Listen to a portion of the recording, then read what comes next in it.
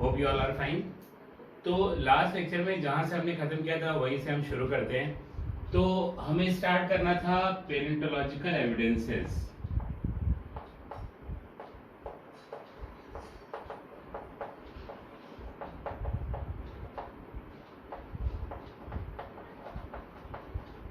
ठीक है, we are starting with evidences of evolution और इसमें हम पढ़ रहे हैं पहला evidence palaeontological evidences, that is fossil.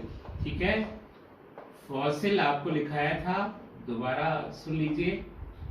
Remains और impression of organism that lived in the past are known as fossil. Remains और impression of organism that lived in the past are known as fossil.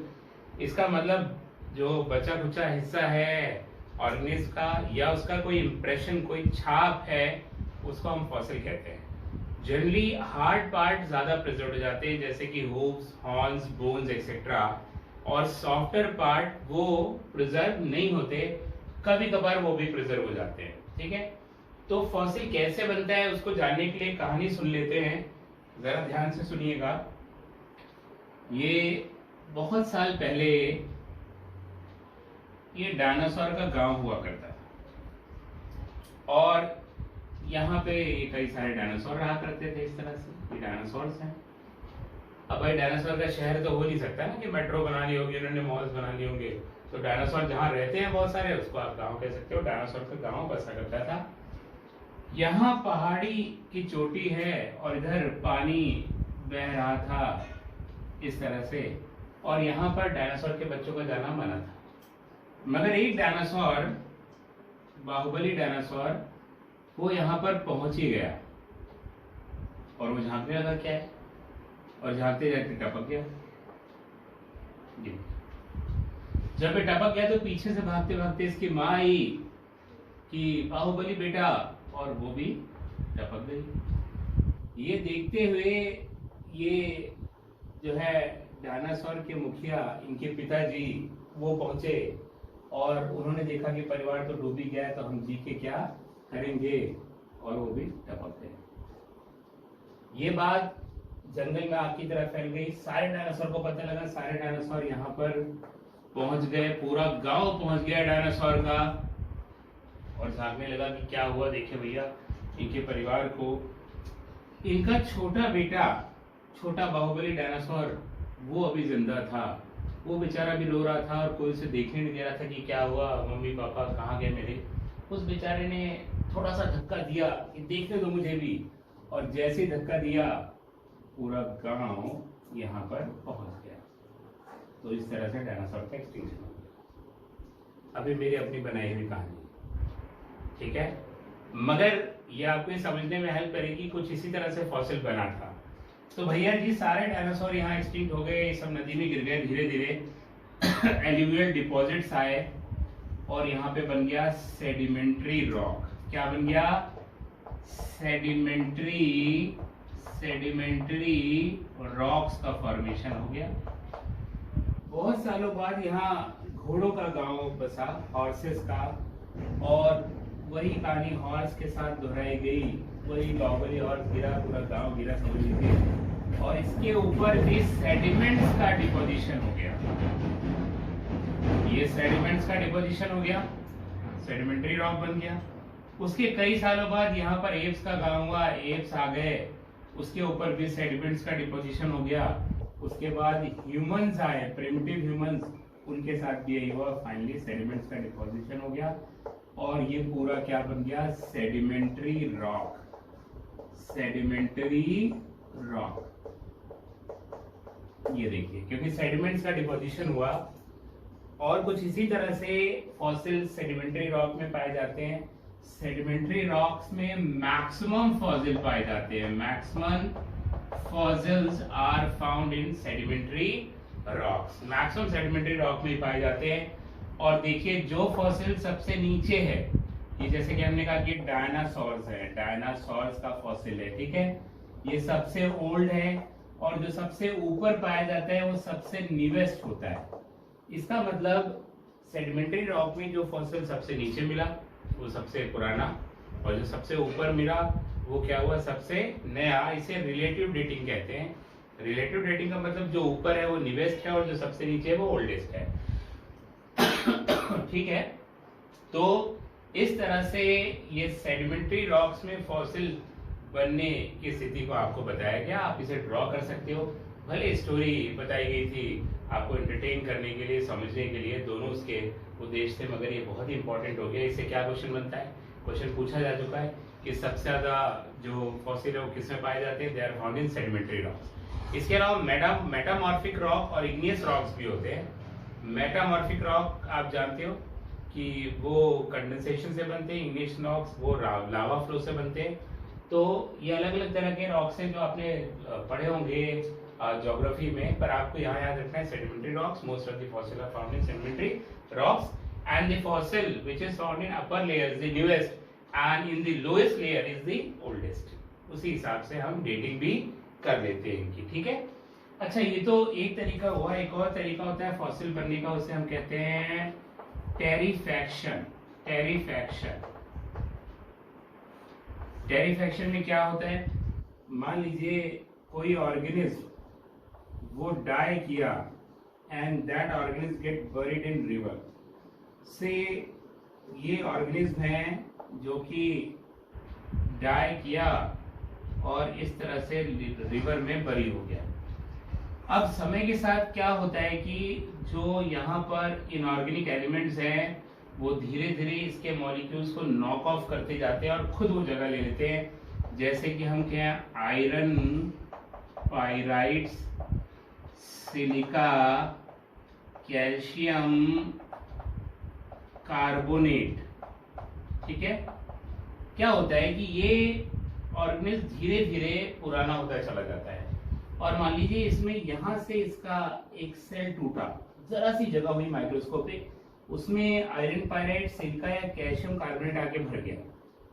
फिर थोड़ा सा molecule उसका टूटा और वहां पर भर गया। तो इस तरह से भरता चला गया। फाइनली क्या हुआ कि पूरा एनिमल धीरे धीरे करके सेल बाय सेल उसका मिनरल रिप्लेसमेंट हो गया। सेल बाय सेल वो मिनरल से रिप्लेस होता चला गया और फाइनली बचा क्या, यहाँ exact replica of the animal is formed. इसकी पूरी रिप्लिका बन गई एनिमल की, मगर अब इसमें ऑर्गेनिक कंटेंट नहीं है, सारा कंटेंट क्या है, इनऑर्गेनिक। कैसे हुआ, एनिमल का एक सेल टूटा तो जैसे उससे जगह क्रिएट हुई, उस जगह को भर दिया किसी इनऑर्गेनिक एलिमेंट में जो सी में पाया जा रहा है। इस तरह से धीरे धीरे एक एक सेल करके, तुरंत तो टूटेगा नहीं, एक एक सेल करके रिप्लेस हो गया मिनरल से, और जो ये फॉसिल बना जो कि एग्जैक्ट रिप्लिका है एनिमल की, ये क्या है, एग्जैक्ट रिप्लिका ऑफ ऑर्गेनिज्म। ये इनऑर्गेनिक एलिमेंट्स की बन गई है, इसको हम कहते हैं टेरिफैक्शन। लिखते हैं पटेरिफैक्शन है, बोलते हैं टेरिफैक्शन है। तो बात आप समझ गए, आप ड्रॉ कर लीजिए, इसको लिखा देते हैं। देखिए, when the organism dies and get buried in water, when the organism dies and get buried in water, its body is replaced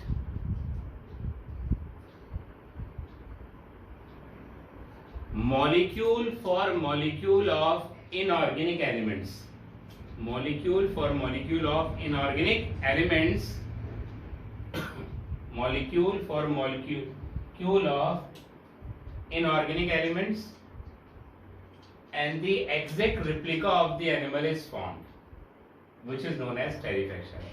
And the exact replica of the animal is formed, which is known as terifaction. ठीक है, which is known as terifaction. इसके अलावा देखिए, टेरिफैक्शन में आप समझ गए, molecule for molecule replacement होता है इनऑर्गेनिक एलिमेंट से। इसके अलावा मोल्ड्स और कास्ट को पढ़ते हैं। असल में कभी कभार क्या होता है ना कि एनिमल जो लीव करता है वो केवल उसका इंप्रेशन होता है, या ऑर्गेनिज्म जो लीव करता है उसका इंप्रेशन होता है। ऑर्गेनिज्म तो डिके कर जाता है, बस अपनी छाप, अपनी निशानी छोड़ जाता है, उसे भी हम फॉसिल कहते हैं। वो दो तरह की थे, मोल्ड्स या कास्ट। अब मोल्ड्स में क्या होता है कि मान लीजिए ये कोई ऑर्गेनिज्म है, वो डाई किया and it get buried in sediments. Sediment इसके ऊपर आ गए, ठीक है, धीरे धीरे इसके ऊपर जो सेडिमेंट्स है वो हार्ड होने लगे और ये रॉक बड़ा होता चला गया।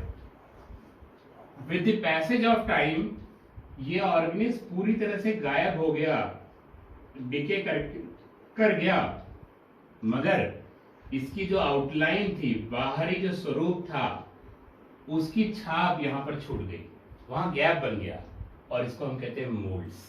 क्या कहते हैं? मोल्ड्स। मतलब जो ऑर्गेनिज्म है वो मरा और सेडिमेंट्स ने उसको कवर किया और उस जगह को ऑक्युपाई करे रहा ऑर्गेनिज्म। धीरे धीरे वो ऑर्गेनिज्म गायब तो हो गया, पर वो जगह खाली रह गई सेडिमेंट्स के बीच में, और उसने एनिमल का जो बाहरी स्वरूप था, आउटर जो उसकी लाइनिंग्स थी, आउटर जो उसकी मॉर्फोलॉजी थी, वो उसकी निशानी छूट गई वहां पे, तो उन्हें हम कहते हैं मोल्ड्स। अगर इस तरह का मोल्ड थिन कार्बन फिल्म छोड़ दे अपने ऊपर, जो कि प्लांट के केस में होता है कि पूरा ऑर्गेनिज्म गायब हो जाता है, पर वो थिन कार्बन फिल्म भी छोड़ देता है, इस तरह से अगर थिन कार्बन फिल्म छूट जाए, पूरा ऑर्गेनिज्म खत्म हो जाए, जो कि प्लांट के केस में होता है, तो उसे हम कहते हैं कास्ट। इसका मतलब moulds with thin carbon film are known as cast. अगर थिन कार्बन फिल्म नहीं है तो उसे मोल्ड कहते हैं, और अगर थिन कार्बन फिल्म जो प्लांट के केस में होती है तो उसे कहते हैं कास्ट। तो मेरे ख्याल से बात समझ गए, असल में मोल्ड्स और कास्ट हैं क्या? इंप्रेशन है बस। These are impressions, two types of impression. तो पहले मोल्ड लिख लीजिए कैसे बनता है, और फिर कास्ट। तो लिखिए when the organism dies and get covered by sediments, when the organism dies and get covered by sediments, the layer of sediments surrounding the organism get hardened with time. The layer of sediments surrounding the organism get hardened with time, and the organism decays away with the passage of time. And the organism decays away with the passage of time, leaving behind its outline in the sediment known as molds. In the sediments known as molds. जो outline छोड़ जाता है sediment में, उसी को हम कहते हैं मोल्ड्स। ठीक है डियर? और कास्ट आपको क्या बताया? कास्ट मोल्ड्स ही हैं with thin carbon film, and they are formed in case of plant. तो लिखे cast, molds with thin carbon film are known as cast. Molds with thin carbon film are known as cast. Molds with thin carbon film are known as cast. Whole body fossil. देखिए for example woolly mammoth एक elephant होता है with hairs. ये पूरी body इसकी मिली थी, ice के नीचे दबा हुआ था, इसीलिए बॉडी डिके नहीं हुई, और जब आइस वहां से हटी तो एकदम फ्रेश एनिमल वहां पर मिला, सारी चीजें इंटैक्ट थी, और इसको किसी प्रमाण की जरूरत नहीं थी कि इस तरह का एलिफेंट हुआ करता था, जिससे कहा गया वुली मैमथ। ये होल बॉडी फॉसिल है। कुछ केसेस में पूरी बॉडी ही प्रिजर्व हो जाती है।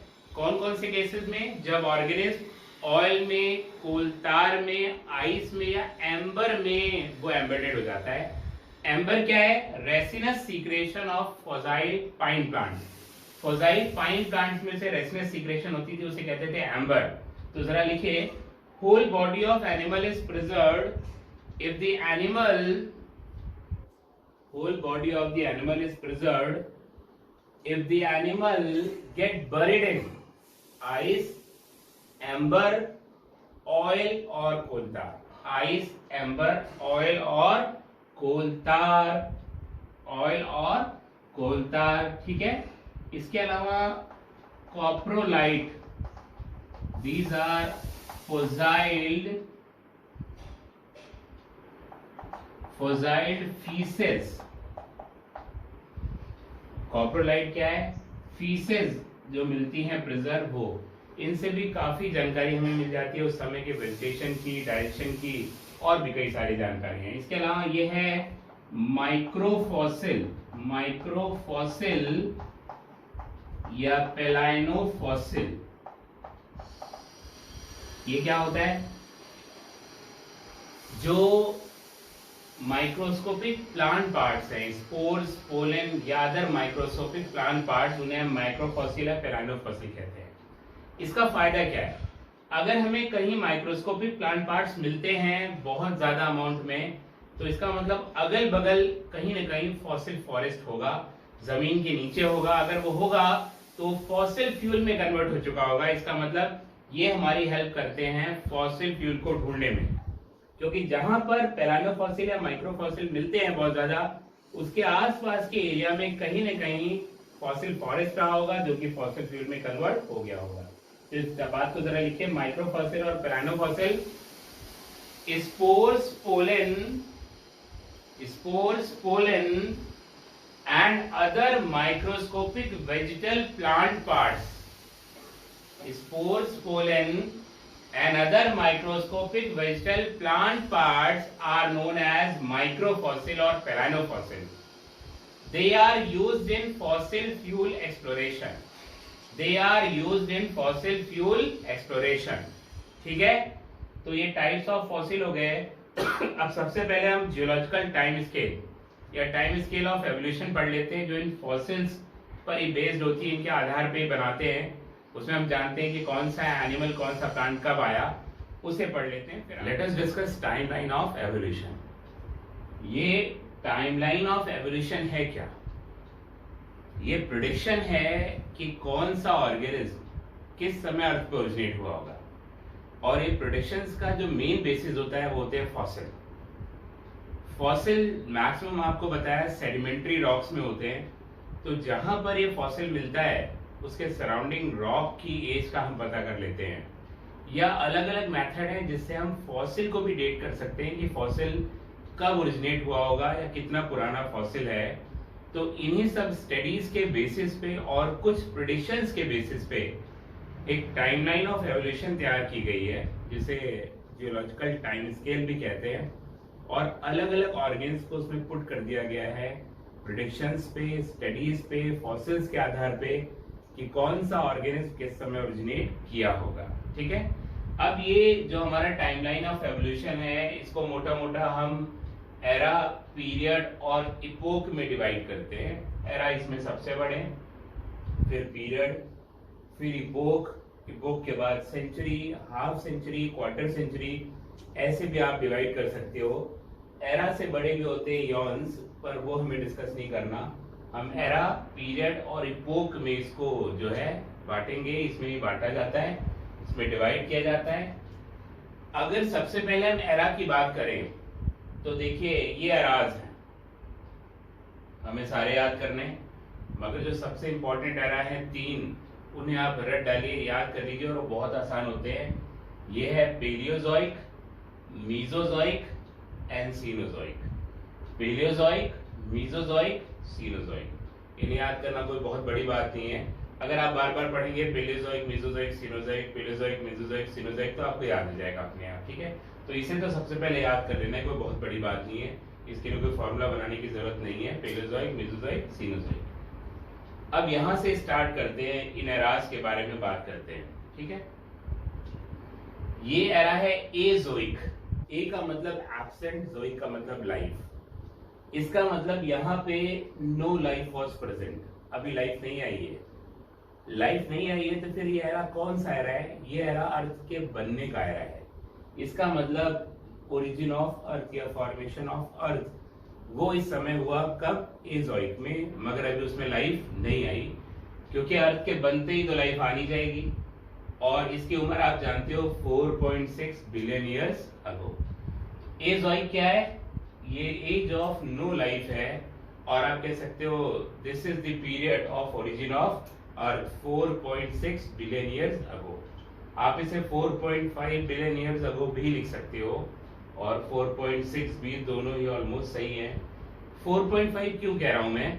क्योंकि आगे चल के 3.5, 2.5, 1.5 ये चीजें याद करने में आसानी होगी।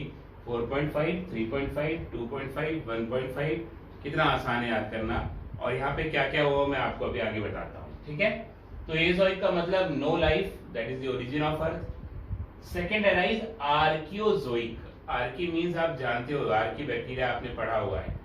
आर्की मीन्स होता है प्रिमिटिव, तो आर्कियोजॉइक का मतलब प्रिमिटिव लाइफ। प्रिमिटिव लाइफ या ओरिजिन ऑफ लाइफ वो 3.5 बिलियन ईयर्स अगो पहले हुआ अप्रोक्सीमेटली। अगर हम साइनोबैक्टीरिया की उम्र की बात करें तो 3.3 से 3.5 जो मैं आपको बता चुका हूं, उसी आधार पे इसको 3.5 बिलियन ईयर्स अगो पहले लिखा गया है। But according to recent literature the first non cellular form of life have originated around 3 billion years ago. At the same time आपको ये बात भी याद रखनी है कि रिसेंट लिटरेचर कहता है कि first non cellular form of life शायद 3 बिलियन ईयर अगो के पहले तो नहीं आया था। इसका मतलब 3 बिलियन ईयर्स अगो पहले हम मानते हैं रिसेंट लिटरेचर से, मगर कुछ और साइंटिस्ट इसको थोड़ा और पहले मानते हैं। उनका मानना है कि ये जो फॉसिल थे शुरू वाले वो इतने स्मॉल थे कि हम उन्हें आइडेंटिफाई नहीं कर पाए, हम उन्हें ढूंढ नहीं पाए, मगर उनका अंदाजा है कि वो फॉसिल्स होंगे और वो मिल नहीं रहे, इसीलिए इसको 3.5 तक भी कई सारे लोग मानते हैं। हमने उस 3.5 को यहाँ पुट कर दिया है क्योंकि 4.6, 3.5, 2.5, 1.5 हमारा एक रिदम बना रहे और एक कंटिन्यूटी बनी रहे, आपको याद करने में आसानी ना हो। क्योंकि ज्यादातर बच्चे प्रॉब्लम फेस करते हैं जियोलॉजिकल टाइम स्केल को याद करने में, पढ़ा देने के बाद याद नहीं होती है, पर आज अगर आप पढ़ोगे तो आपको याद हो जाएगी। मैं इंश्योर करूंगा इन तरीकों से कि आपको याद हो जाए, ठीक है? आप कंसंट्रेट रहिएगा बस। तो ये बात भी गलत नहीं है, अगर 3.5 बिलियन ईयर्स को पहले लाइफ का ओरिजिन कहते हैं तो गलत नहीं है बिल्कुल, क्योंकि सब अंदाजे हैं एवोल्यूशन में, गलत और सही वो बताना बड़ा मुश्किल है। मगर हाँ, अगर आप पूछता है ऐसे ही आपसे जनरली कि origin of first non cellular form of life, तो आप 3 बिलियन इसको याद रखिए। पर कहीं अगर आपको 3 बिलियन ऑप्शन नहीं मिला तो 3.5 बिलियन वाले ऑप्शन को लेकर भी चल सकते हैं। 4 दिया, 3.5 दिया, 2 दिया, 1 दिया बिलियंस में, तो आपको क्या लगाना पड़ेगा? 3.5। इसीलिए आपको 3.5 भी बार बार बताया जा रहा है, वरना आप सोच रहे होंगे जब 3 है तो 3.5 क्यों लिख रहे हैं, तो गलत हो गया। गलत नहीं है, ये भी याद रखना है। आपको आंसर 3 ही लगाना है अगर 3 आपके सामने हो, परंतु अगर 3 नहीं होता तो 3.5। तो ठीक है, तो आर्कियोजॉइक प्रिमिटिव लाइफ या origin of life 3.5 billion years ago. And then Proterozoic में जो है oxygen accumulated in the atmosphere, there was evolution of oxygen 2.5 billion years ago. इसका मतलब प्रोटेरोजोइक में ऑक्सीजन इवॉल्व होने लगा और वो एटमॉस्फेयर में एक्युमुलेट हुआ। इसका मतलब प्रोटेरोजोइक वही एरा है जहां पर ऑक्सीजन एक्युमुलेट हुआ एटमॉस्फेयर में, और एटमॉस्फेयर रिड्यूसिंग से क्या हो गया? ऑक्सीडाइजिंग। रिड्यूसिंग से क्या हो गया? ऑक्सीडाइजिंग। यहां पर वो बन गया। तो ये 3 मेन एराज हैं। आपने देखा अर्थ का ओरिजिन 4.6 और 4.5 बिलियन ईयर्स अगो, फर्स्ट लाइफ 3.5, ऑक्सीजन का एवोल्यूशन 2.5, और देखिए लिखा चुके हैं यूकैरियोट्स का ओरिजिन 1.5 बिलियन ईयर्स अगो पहले हुआ। तो कितना आसान है याद रखना। देखिए 4.5, 3.5, 2.5, ये तीनों एरा का समय भी आपको याद हो गया, पीरियड भी आपको याद हो गया, इसमें कोई दिक्कत ही नहीं। 4.5, 3.5, 2.5 और ओरिजिन ऑफ यूकैरियोट्स 1.5, वो अलग बात है, पर 3 एरा आपको आसानी से याद हो गया। और नाम याद रखना कोई कठिन बात नहीं है। पहले लाइफ नहीं तो थी एजोइक, प्रिमिटिव लाइफ आई तो आर्कियोजोइक, और एवोल्यूशन आया तो प्रोटेरोजोइक। अगर आप चीजों को सही से समझते हैं तो याद रखने में कोई भी प्रॉब्लम नहीं है, ठीक है? आपको याद हो जाएगा। अब पूरे जियोलॉजिकल टाइम स्केल में ना 4 बड़े रेवोल्यूशन हुए, 4 बहुत बड़े बड़े चेंजेस हुए। देखिए एवोल्यूशन में चेंजेस तो हर समय हो रहे थे, मगर बहुत बड़े बड़े जो चेंजेस हुए उनको हमने कहा ग्रेट रेवोल्यूशन। 2 ग्रेट रेवोल्यूशन तो यहीं पे हो गए। क्यों? क्योंकि मैक्सिमम टाइम पीरियड इस जियोलॉजिकल टाइम स्केल का यहीं पे बीता ही है। ये अगर आप देखिए एजोइक, आर्कियोजोइक और प्रोटेरोजोइक, ये इनको मिला के हम प्री कैम्ब्रियन पीरियड कहते हैं, क्योंकि इसके बाद ये कैम्ब्रियन पीरियड आता है, ये पीरियड्स में है कैम्ब्रियन, ठीक है? इसीलिए इनको मिला के हम प्री कैम्ब्रियन पीरियड कहते हैं, और ये 87% part of geological time scale को कवर करता है। 87% पार्ट, इसका मतलब बाकी की सारी चीजें जो है वो 13% पार्ट में ही कवर हो गई। इसीलिए इनकी एज हम ना वो मिलियंस में लिखते हैं, जबकि इनकी एज हमने बिलियंस में लिखी है, क्योंकि बड़ा पीरियड है और बड़े एराज और उनके पीरियड्स। तो ये जो है ये किसमें? मिलियंस में, ये बिलियन में लिखा है हमने। ये किस में लिखेंगे? मिलियंस में। अभी आपको बताएंगे इसकी एज मिलियंस में कैसे होती है, ठीक है। तो 87% part of geological time scale was spent in these 3 eras, और इसी में 2 बड़े बड़े रेवोल्यूशन में क्या हुआ, अर्थ के बनने के बाद लाइफ का आना, ये बहुत बड़ा चेंज था। इसीलिए इसको हम कहते हैं first great revolution, because after the formation of earth origin of life takes place. Origin of life जब आई अर्थ के फॉर्मेशन के बाद, तो हमने कहा फर्स्ट ग्रेट रेवोल्यूशन। और दूसरा ग्रेट रेवोल्यूशन क्या है कि यहां पर ऑक्सीजन का एवोल्यूशन हुआ। अगर आप देखो आर्कियोजोइक के बाद प्रोटेरोजोइक में, ये भी बहुत बड़ा चेंज था, क्योंकि जो एटमॉस्फेयर रिड्यूसिंग था, अब वो क्या होने वाला था? ऑक्सीडाइजिंग। तो ये बहुत ही बड़ा चेंज था कि रिड्यूसिंग एटमॉस्फेयर ऑक्सीडाइजिंग में चेंज हुआ। इसे हमने कहा सेकेंड ग्रेट रेवोल्यूशन। तो 2 ग्रेट रेवोल्यूशन यहाँ पर हुए, ठीक है। उसके बाद हम आ जाते हैं इन एरास पे, that is Palaeozoic, Mesozoic and Cenozoic, ठीक है। अब ये जो 3 एरा हैं, इनको पीरियड्स में भी डिवाइड किया गया है, और यहाँ पर कठिन होता है पीरियड्स को याद रखना, तो उन्हीं के लिए इनिशियल्स को याद कर लेते हैं, तो हमारे लिए बहुत आसान होगा। आप लोगों ने मैथ्स पढ़ी होगी, ट्रिग्नोमेट्री भी पढ़ी होगी, उसमें cos theta, sine theta, tan theta, ये सब पढ़ा हुआ है। तो कुछ ऐसा ही हमारा फॉर्मूला है। यहाँ पे हम कॉस थीटा की जगह कॉस डी ले लेते हैं। एंगल क्या ले लेंगे? डी। कोई दिक्कत की बात नहीं है। Cos D, D is the angle. तो देखिए जरा कितना आसान है। इन इनिशियल्स को देखिएगा तो आपको पूरे पीरियड्स याद हो जाएंगे। कॉस डी की वैल्यू जाननी हो तो मैथ्स पढ़नी पड़ेगी। ट्रिग्नोमेट्री आनी नहीं चाहिए, ट्रिग्नोमेट्री जाननी चाहिए, तभी क्वेश्चन सॉल्व। कॉस डी की वैल्यू जाननी हो तो मैथ्स पढ़नी पड़ेगी, ट्रिग्नोमेट्री जाननी चाहिए, तभी क्वेश्चन सॉल्व होगा। इसको याद रख लीजिए एकदम अच्छी तरह से। अगर आपको इनिशियल्स याद हो गए तो उसके बाद वाले नाम आपको याद करने ही, आप पुट कर लोगे पीरियड्स के नाम, बहुत आसान है। कॉस डी की वैल्यू जाननी हो तो मैथ्स पढ़नी पड़ेगी, ट्रिग्नोमेट्री जाननी चाहिए, तभी क्वेश्चन सॉल्व होगा। और कितना आसान है देखिए, ये सी से कैम्ब्रियन, ओ से Ordovician, Silurian, Devonian, Mississippian, Pennsylvanian, Permian, Triassic, Jurassic, Cretaceous, Tertiary, Quaternary, these are the periods जो आपने पढ़ा। कॉस डी की वैल्यू जाननी हो तो मैथ्स पढ़नी पड़ेगी, ट्रिग्नोमेट्री जाननी चाहिए, तभी क्वेश्चन सॉल्व होगा। यहाँ पर ये मिसिसिपियन और पेंसिल्वेनियन को मिला के लिखा जाता है कार्बोनिफेरस पीरियड, और आपको यही जानना है कार्बोनिफेरस। ये हमने डिवाइड जरूर कर दिया और जानकारी के लिए, मगर इन पीरियड्स को पूछा नहीं गया, इनको नहीं पूछता। इन दोनों को मिला के कार्बोनिफेरस कहा जाता है। अब तो कार्बोनिफेरस से ही क्वेश्चन पूछता है, ठीक है। तो दोनों को मिला के कार्बोनिफेरस कहेंगे, पर हम अपने फॉर्मूले में पूरी बात को याद रखेंगे। अब एक बार अगर आपको पीरियड याद हो गए डियर, तो ये बहुत आसान हो गया आपके लिए।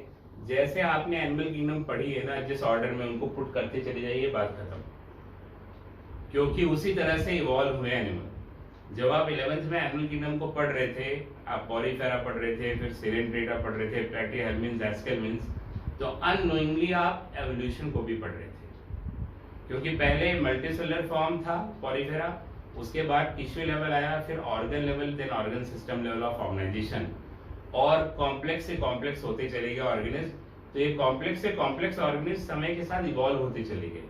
पहले कौन सा आया होगा? सबसे सिंपल, ठीक है। उसी तरह से यहाँ पर सारी चीजें हैं, बहुत आसान है डियर।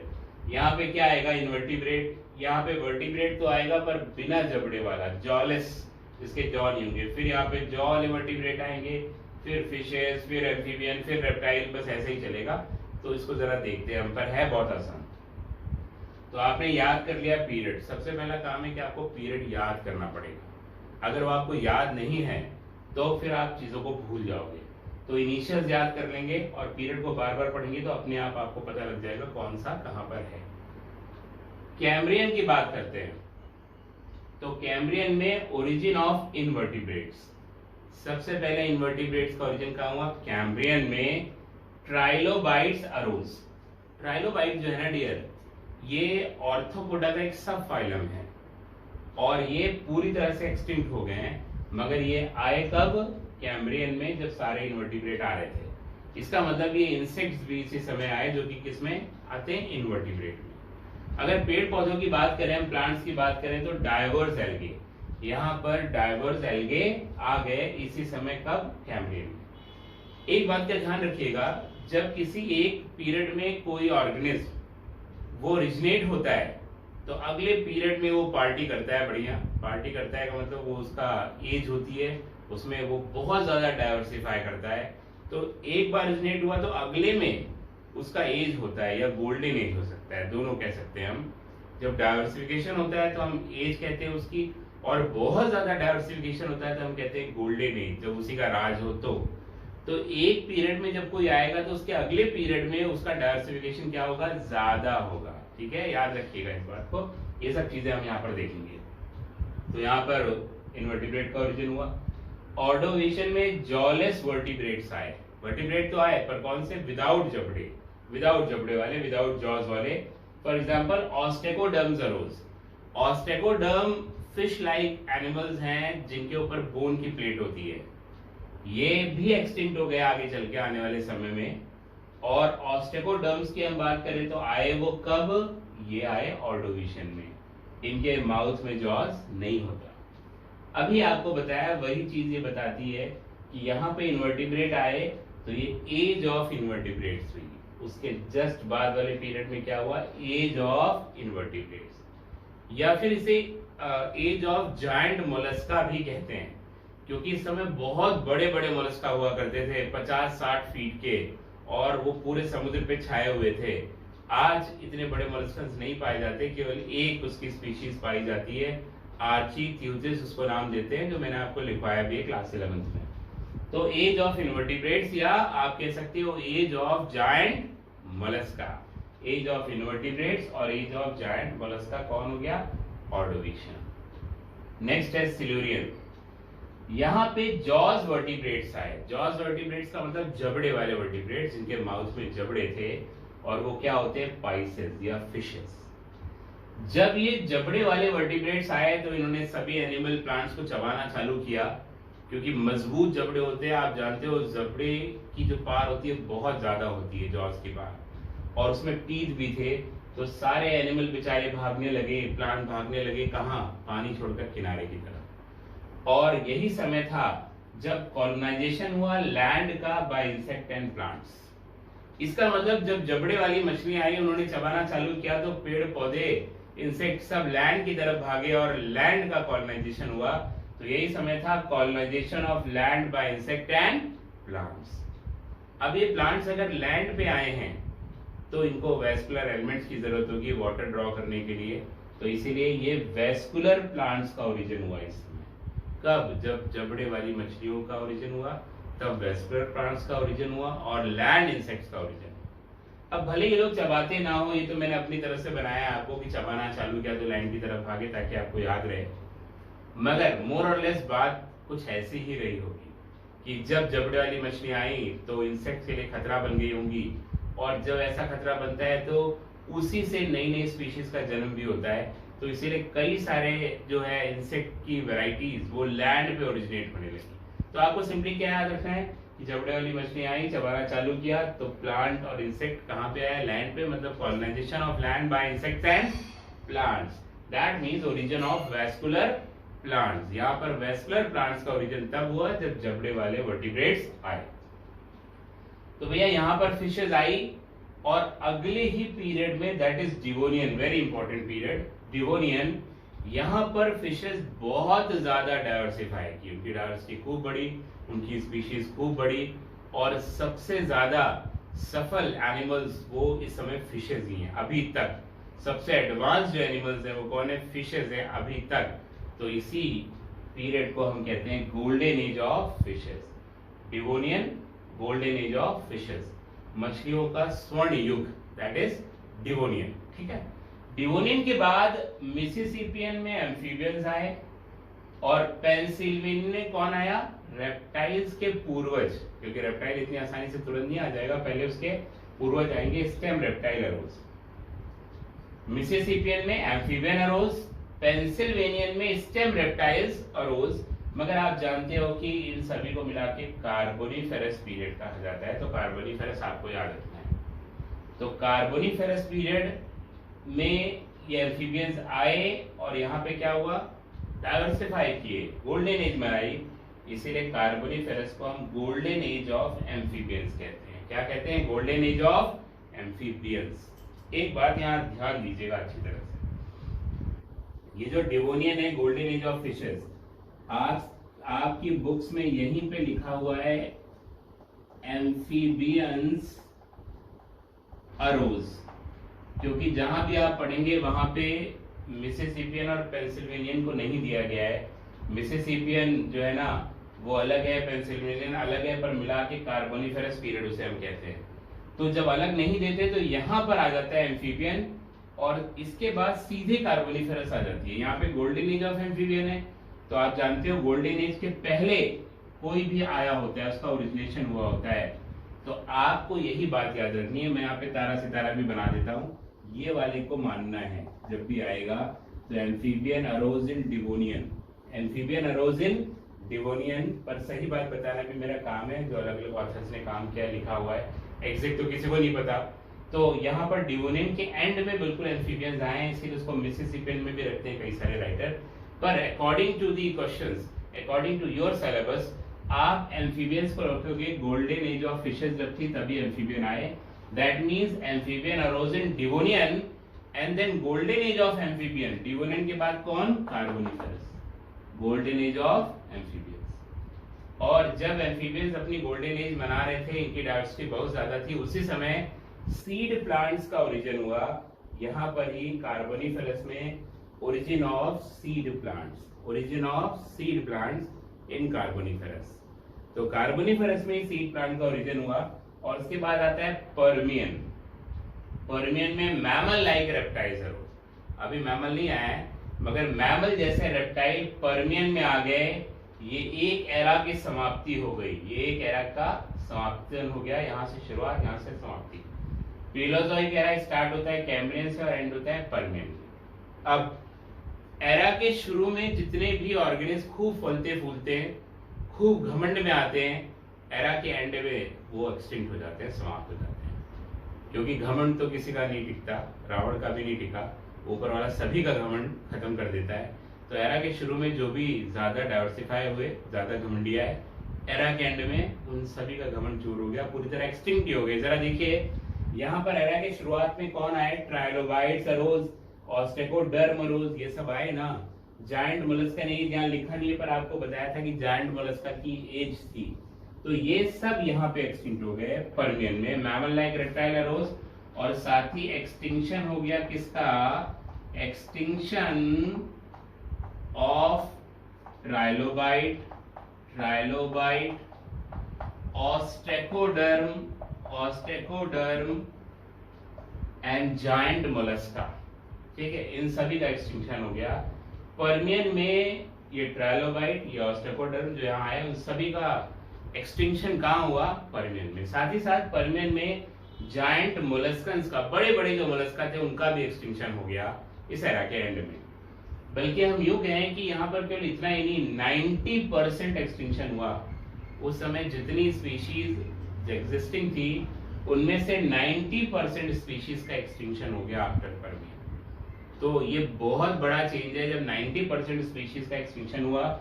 ये बड़ा रेवोल्यूशन है, इसीलिए इसी को हम कहते हैं थर्ड ग्रेट रेवोल्यूशन। ये तीसरा बहुत बड़ा रेवोल्यूशन हुआ एवोल्यूशन में जब 90% एग्जिस्टिंग स्पीशीज का एक्सटिंक्शन हो गया। ठीक है, इसके बाद आता है Mesozoic era, age of middle life. Mesozoic, इसे इसका मतलब हुआ एज ऑफ मिडिल लाइफ। ऐसा इसलिए कह रहे हैं क्योंकि यहाँ पे अलग अलग तरह की लाइफ फॉर्मेशन हुआ, origination of different kinds of life, different kinds of animals and plant that took place. That's why it is known as age of middle life. इसमें ट्रायसिक, जुरासिक, क्रिटेशियस आता है। ट्रायसिक से शुरू, Cretaceous से खत्म। अभी आपको बताया था एरा के शुरू में जो आते हैं, बाद में खूब घमंडी आते हैं, एंड में खत्म हो जाते हैं, वही यहाँ पर है। एरा के शुरू में ओरिजिन ऑफ डायनासोर्स। ठीक है, डायनासोर्स का ओरिजिन हुआ शुरुआत में, डायनासोर्स का ओरिजिन शुरुआत में हुआ। और जुरासिक में उसे हम कहते हैं golden age of dinosaurs. Jurassic world movie भी बनी है, जुरासिक पार्क मूवी बनी है, वो डायनासोर्स पे बनी है, क्योंकि Jurassic was the golden age of dinosaurs. यहाँ खूब फले फूले, खूब घमंड किए, खूब पार्टी किए, और एरा का एंड आते ही एक्सटिंक्शन ऑफ डायनासोर। तो एरा के शुरुआत में जो आया और बाद में उसने खूब डाइवर्सिफाई किया, अक्सर एरा के एंड में वो खत्म हो जाता है, और एरा के एंड में इसका क्या हो गया, एक्सटिंक्शन। केवल डायनासोर का ही यहाँ पर ओरिजिन नहीं हुआ, डायनासोर तो उस समय पूरी दुनिया पे राज ही कर रहे थे, उन्हीं का राज था पूरी दुनिया पे, किसी और का था ही नहीं। इस समय जो है ये अलग अलग पेड़ पौधे और अलग अलग तरह के मैमल्स, बर्ड, ये सभी ओरिजिनेट किए। यहाँ जिम्नोस्पर्म आ गया, अगर हम बात करें ट्रायसिक की तो। फिर जिम्नोस्पर्म जुरासिक पे भी डोमिनेंट रहा, और क्रिटेशियस में जाकर एंजियोस्पर्म का ओरिजिन हुआ। कब हुआ एंजियोस्पर्म का ओरिजिन? क्रिटेशियस। और इसमें पहले आए डाइकॉट, फिर आए मोनोकॉट। जो बाद में आता है वो ज्यादा एडवांस माना जाता है, आप जानते हो मोनोकॉट ज्यादा एडवांस है एज कंपेयर टू डाइकॉट। तो पहले यहाँ पे कौन आया? Dicot, then monocot, angiosperm. अगर मैमल्स की बात करें हम, तो यहाँ पर मोटा मोटा ट्रायसिक में प्रोथीरियन मैमल्स आए, हैगलिंग मैमल्स। उसके बाद जुरासिक में मेटाथीरियन मैमल्स आए, मार्शुपियल्स, कैंगरू वगैरह, जो अपने बच्चों को मार्शुपियल पाउच में रखते थे, वो आए। और फिर यूथेरियन आए, ये आए क्रिटेशियस में। यूथेरियन या प्लेसेंटल मैमल, जैसे हम सभी, जिनमें प्लेसेंटा वेल डेवलप्ड होता है और बच्चा मैच्योर पैदा होता है, उसे किसी पाउच वाउच में नहीं रखना पड़ता। एक बार पैदा हुआ तो बाहरी दुनिया में वो सर्वाइव करना जानता है, उसे पाउच में रखने की जरूरत नहीं होती। तो देखो तीनों ही पीरियड में अलग अलग मैमल है, prototherian mammal, metatherian mammal, eutherian mammal, ठीक है। ऐसे ही ट्रायसिक में बात करें तो बर्ड्स का ओरिजिन नहीं हुआ, बर्ड्स का ओरिजिन जुरासिक में हुआ। यहाँ पर आई ओल्ड बर्ड्स।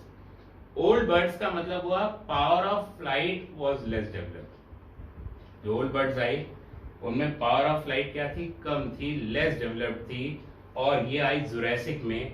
असल में हुआ क्या कि जुरासिक में डायनासोर्स की बहुत ज्यादा वैरायटी थी, और ये माना जाता है कि बर्ड्स का ओरिजिन डायनासोर से ही हुआ है, और उसके बहुत सारे प्रूफ्स भी हमारे पास, साक्ष्य हैं, प्रमाण हैं। क्वेश्चन भी इसमें एक बार एएफएमटी ने पूछा हुआ है कि birds have descended from reptiles, this can be proved bye. ये प्रूव किया जा सकता है scales on hind limbs of birds. Birds की बॉडी पे और कहीं स्केल नहीं है, मगर हिंड लिम्स में जो स्केल्स हैं वो बताते हैं कि ये रेप्टाइल से इनका ओरिजिनेशन हुआ है। ये एक प्रूफ है, और बहुत सारे और प्रूफ है जो बताते हैं कि birds have originated from reptiles. Even तो कई लोगों का तो कहना है कि डायनासोर वो एक्सटिंक्ट नहीं हुए, बल्कि all the dinosaurs were converted into birds. सारे डायनासोर बर्ड में कन्वर्ट हो गए, ना कि एक्सटिंक्ट हुए।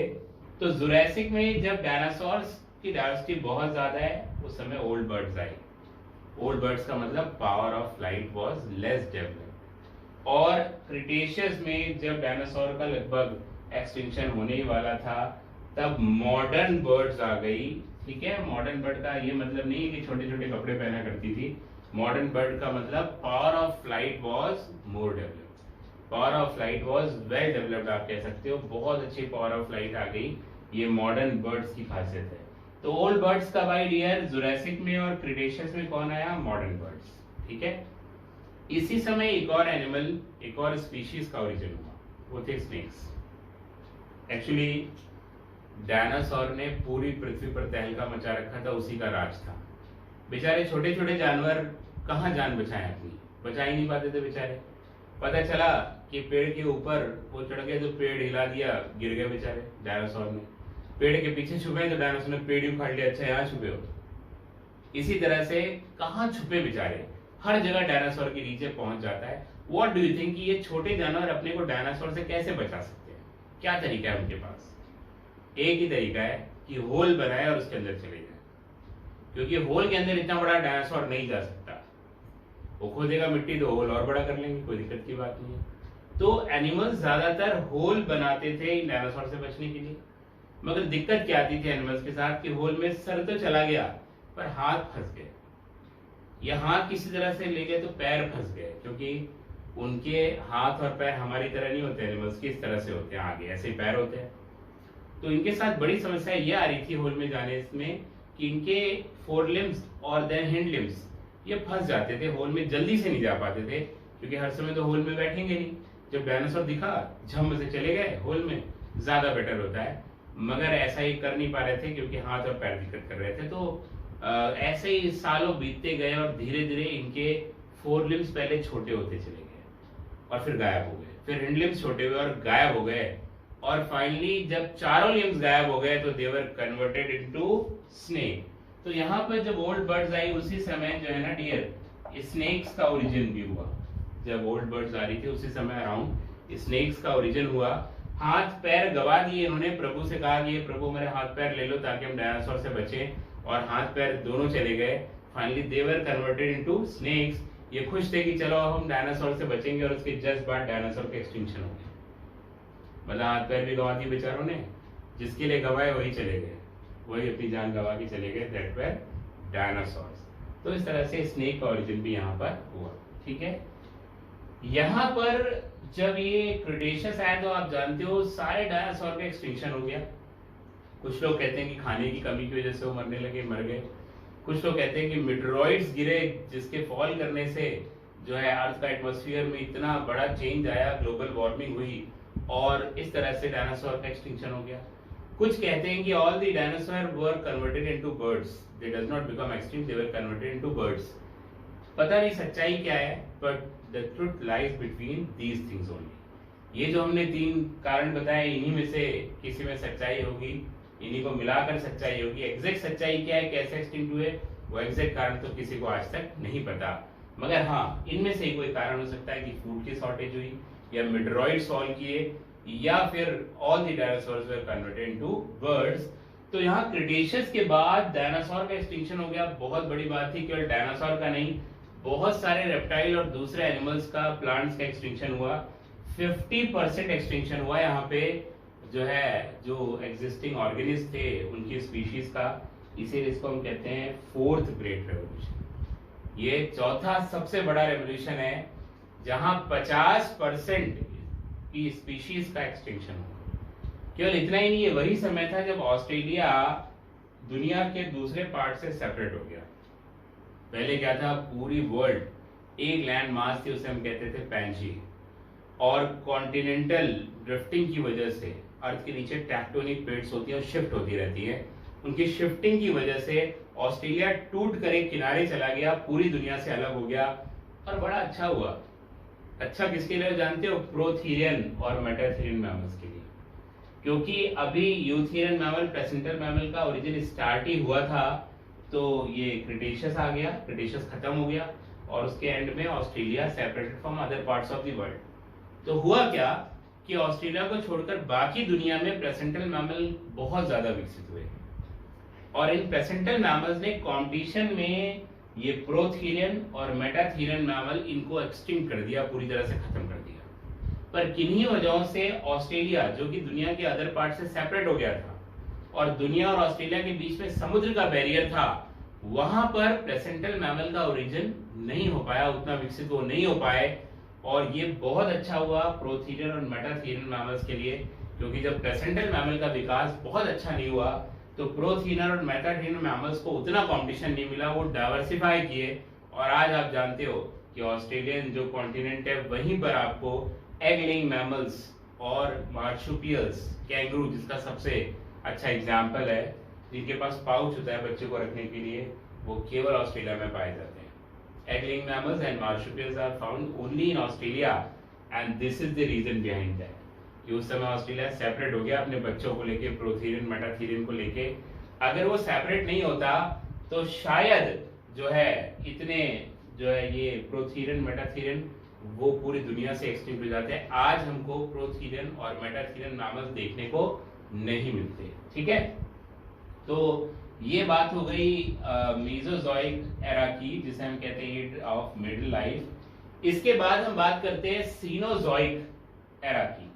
सीनोजोइक एरा को हम कहते हैं age of mammals, age of mammals.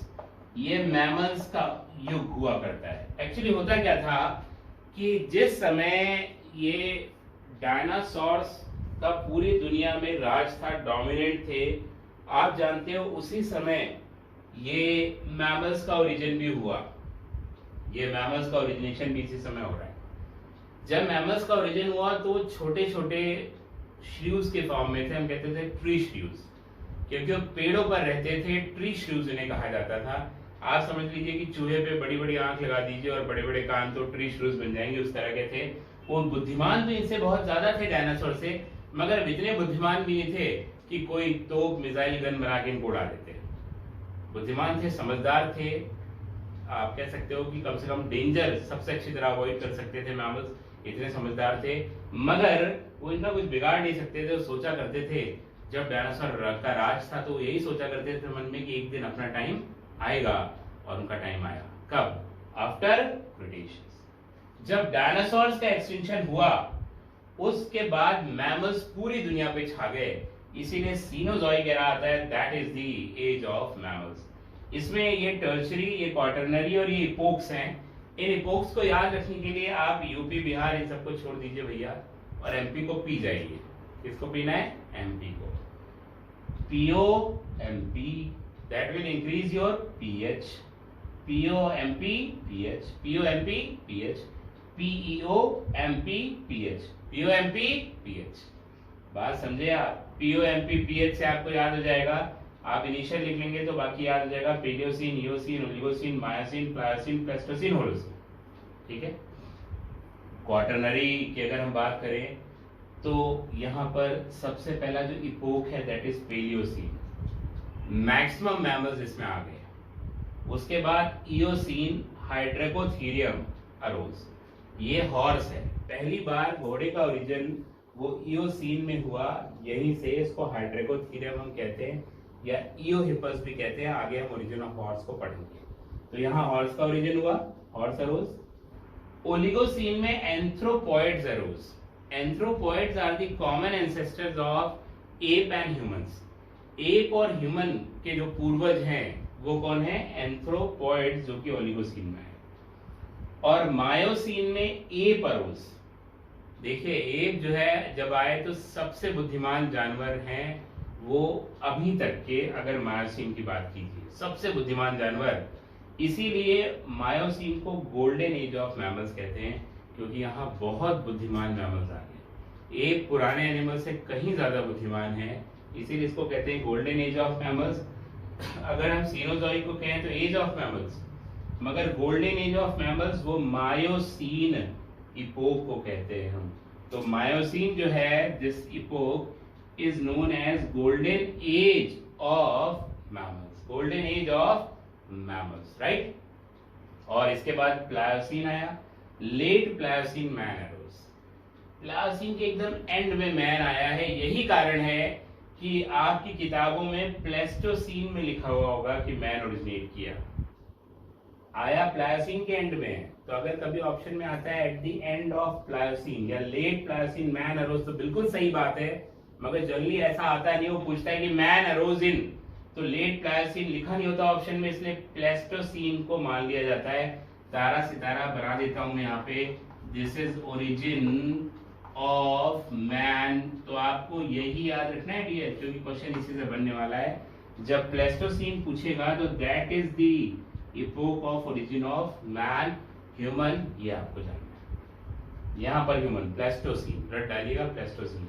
मगर हाँ, असली बात तो ये कि लेट प्लायोसीन, प्लायोसीन के एंड में जो है मैन अरोज करता है, और प्लेस्टोसीन की शुरुआत में उसके बहुत फॉसिल मिले हुए हैं ह्यूमंस के, इसीलिए कई लोग प्लेस्टोसीन ही मानते हैं। मगर आप जानते हो कि एंड में बहुत ह्यूमन होंगे, तभी तो फॉसिल इसकी शुरुआत में ज्यादा मिलेंगे, क्योंकि वो मरे होंगे यहाँ पर, उनके फॉसिल इकट्ठा हुए होंगे और प्लेस्टोसीन की शुरुआत में मिल रहे हैं।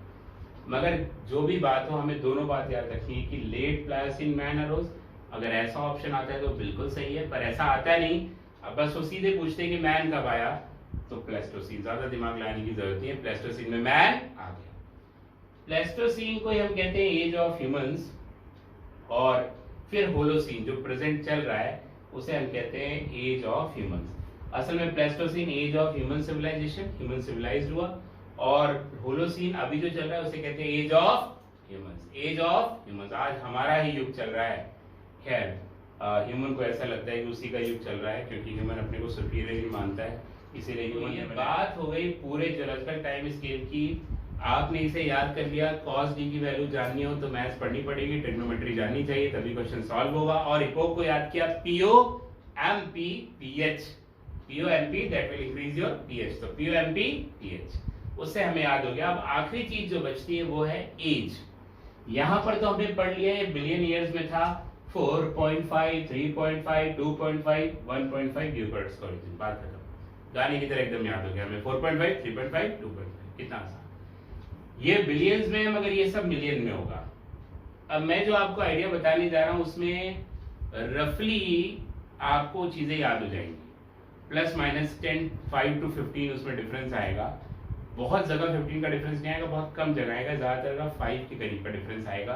तो आपको ये बात याद रखनी है कि ये डिफरेंसेस आएंगे, परंतु ऑप्शन में कोई दिक्कत नहीं होगी एग्जाम में। कभी भी 50 मिलियन और 55 मिलियन ऑप्शन में नहीं आता डियर, क्योंकि इतना क्लियर तो ये लोग भी नहीं जिन्होंने ज्योलॉजिकल टाइम स्केल बनाया हुआ है। तो 5, 10, 15 जो है वो डिफरेंस होता ही है। असल में दो पीरियड्स के बीच में लगभग 50 मिलियन ईयर्स का डिफरेंस होता है, तो इसीलिए कोई दिक्कत की बात ही नहीं है कि वैसा ऑप्शन आएगा। तो देखिए यहाँ पर जो है ना टर्चरी को हम 50 मिलियन ईयर्स अगो पहले एज लिख लेते हैं। 65 होती है पर हमने 50 लिख लिया। कितना? 50 मिलियन ईयर्स अगो, ये रट लीजिएगा टर्चरी का 50। उसके बाद पहली बार आप इसमें 100 मिलाइए तो क्रिटेशियस की एज जो होगी ना डियर वो 150 हो जाएगी। कितनी हो जाएगी क्रिटेशियस की? 150 मिलियन ईयर्स अगो। 50, 150, ठीक है। 50 पहली बार 100 मिलाया, अब सब में 50-50 मिलाते जाइए, क्योंकि आपको बताया था कि दो पीरियड्स में अराउंड अप्रोक्सीमेट 50 मिलियन ईयर्स का फर्क होता है। तो इसमें आप सब में 50-50 मिलाते जाइए। वो 150 तो ये 200, ये 250, ये 300। कार्बोनिफेरस को एक साथ लिखना है 350 मिलियन ईयर्स अगो। उसके बाद डिवोनियन 400, सिल्यूरियन 450, ऑर्डोविशियन 500 और कैम्ब्रियन 550।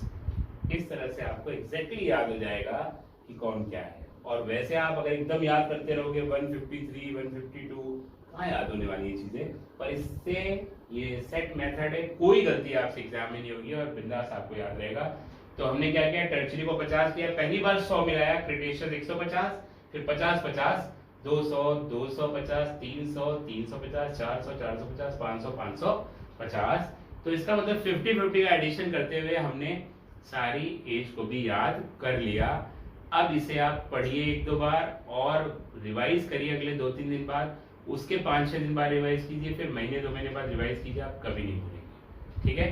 तो डियर एक्सपेक्ट करता हूँ कि आप इसे पढ़ेंगे ध्यान से और मेरी मेहनत सफल होगी। अगर आपको याद होगा, ये एग्जैक्टली हमेशा के लिए याद हो जाएगा, तभी मैं मानूंगा कि जो मैंने हार्डवर्क यहाँ किया, मैं यहाँ खड़े होकर चीखा आपके पास सामने कि आप इस चीज़ों को याद करें, तो आपको याद करेंगे। ठीक है। तो डियर आज यहीं पर लेक्चर खत्म करते हैं। ठीक है। नेक्स्ट लेक्चर में दूसरे एविडेंसेस ऑफ एवोल्यूशन को पढ़ेंगे। Okay, thank you very much.